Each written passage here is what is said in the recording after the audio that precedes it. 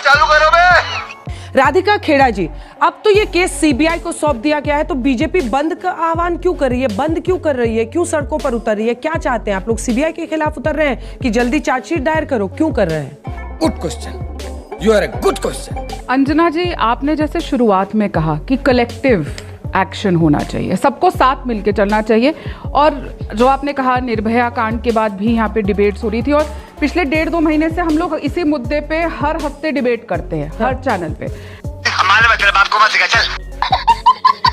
और अगर जनता प्रोटेस्ट कर रही है, अगर कोई पॉलिटिकल पार्टी भी प्रोटेस्ट कर रही है, तो उसमें प्रॉब्लम क्या है किसी भी सरकार को?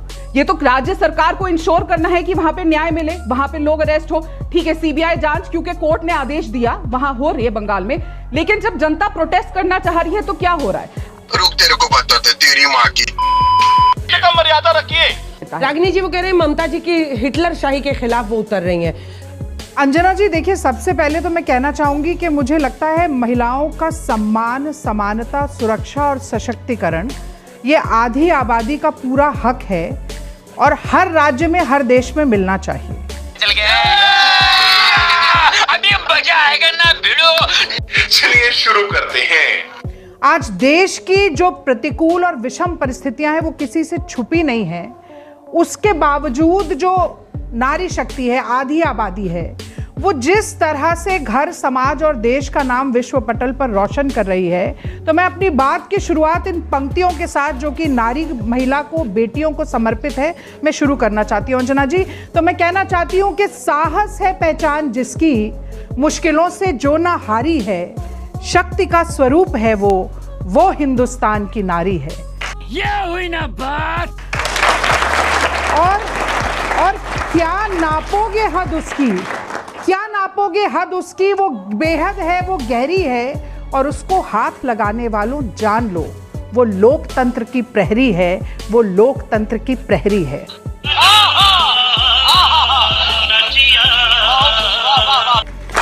तो मैं समझती हूँ जितना नरेंद्र मोदी जी की जिम्मेदारी है, जितना महाराष्ट्र की महायुति सरकार की जिम्मेदारी है, जितना कांग्रेस पार्टी की सबसे बड़े विपक्षी दल के रूप में जिम्मेदारी है, जितना आरएलडी या आरजेडी या ममता जी की जिम्मेदारी है, मैं समझती हूँ कि एक साझा सरोकार देश में ज़रूर है कि महिलाएं सुरक्षित महसूस कर सकें। लेकिन आप सूरत हाल देखिए कि देश की राष्ट्रपति को, जो कि प्रथम नागरिक हैं, कहना पड़ता है कि मैं निराश हूँ, मैं भयभीत हूँ। और अगर देश की राष्ट्रपति भयभीत हैं, तो एक आम महिला का जीवन कैसे बीत रहा होगा? लवणेन भोजम, तुम चुल्लू भर पानी में जाके डूब के आ जाओ। अगर रोज देश में 86 बलात्कार होंगे अंजना जी, तो सवाल तो पूछना पड़ेगा। अगर छोटी छोटी बच्चियां जो मासूम हैं, जिन्हें ये बोध भी नहीं होता कि यौन शोषण होता क्या है, उनके प्रति अपराध 2019 से 2022 के बीच में 96% बढ़ जाएंगे, तो सवाल तो पूछना पड़ेगा। यही नहीं, अभी और सुनिए। बिल्कुल ठीक कहा राधिका ने। उन्होंने कहा कि संवैधानिक मौलिक अधिकार है कि विपक्ष प्रदर्शन कर सके, और मैं तो यहां तक कहूंगी कि अगर टीएमसी की सरकार द्वारा बल का अतिशयोक्ति लगाकर उपयोग किया जाता है, वाटर कैनन छोड़ी जाती है, गलत है, बिल्कुल गलत है, नहीं होना चाहिए। लेकिन कलकत्ता में किया गया प्रदर्शन सही है, बदलापुर में किया गया प्रदर्शन गलत है। शर्म करो, शर्म।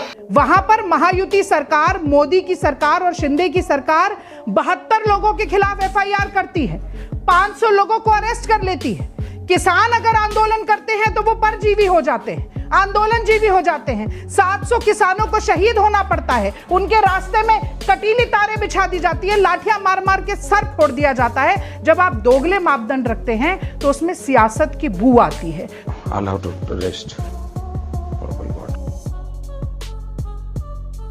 तो ये जरूर देखना चाहिए कि सियासत कौन कर रहा है। जिसने कहा था कि बहुत हुआ नारी परवार, बेटी बचाओ बेटी पढ़ाओ, आज देश की जनता कह रही है बचेंगी बेटियां तभी तो पढ़ेंगी बेटियां। जवाब दीजिए। भाजपा से बेटी बचाओ, तो मुझे लगता है आज भाजपा के लिए, मोदी सरकार के लिए शर्मिंदगी का सब।